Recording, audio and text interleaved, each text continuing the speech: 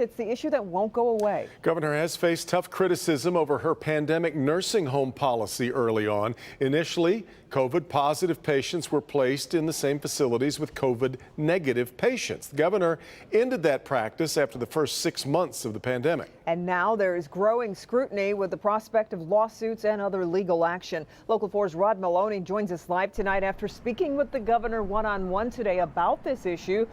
Rod, what is she saying tonight? Well, she's saying that she's proud of her entire COVID response, what her team did. She's also proud, she says, of her nursing home policy. Now, that policy differed from that of Andrew Cuomo in New York in that he required patients to be sent from the nursing homes from the hospitals to the nursing homes. The governor incentivized it by paying nursing homes more to take those COVID-positive patients. Here's what we know.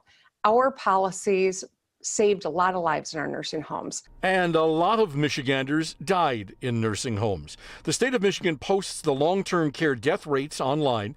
The most current count puts the number at 5,537, more than 35% of all of Michigan's COVID deaths.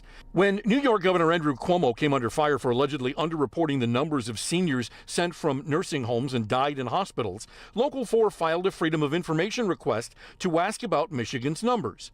It turns out there aren't any. Our request came back with a denial of data stating, quote, there are no records of the location of death collected, end quote. So we asked the governor today why that is. So I'm proud of the work that we did.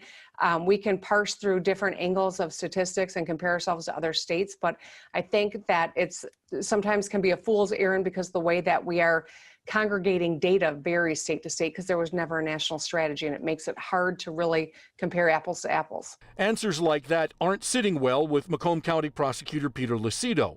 Tomorrow, he's expected to announce an effort to prosecute the governor for her nursing home policy. Well, I think it's really destructive that anyone would abuse the power of their offices to try to create a political issue where there's not one. And I'm not, sadly, not surprised that there's some of that conversation happening.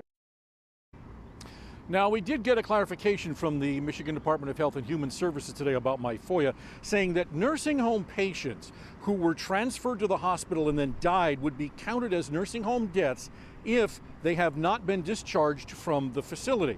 So we're still really unclear on where that count is and where those numbers might be. Back to you. Rod, I'm wondering, did the governor cite any research to show her nursing home policy was a good one or anything to back it up? Well, she did cite a couple of things. The University of Michigan study, which said that the state did reasonably well because it came in under the national average of nursing home deaths. And she also cited an AARP study that gave her some praise for what it was that she did. Yeah. Okay. Rod, thanks.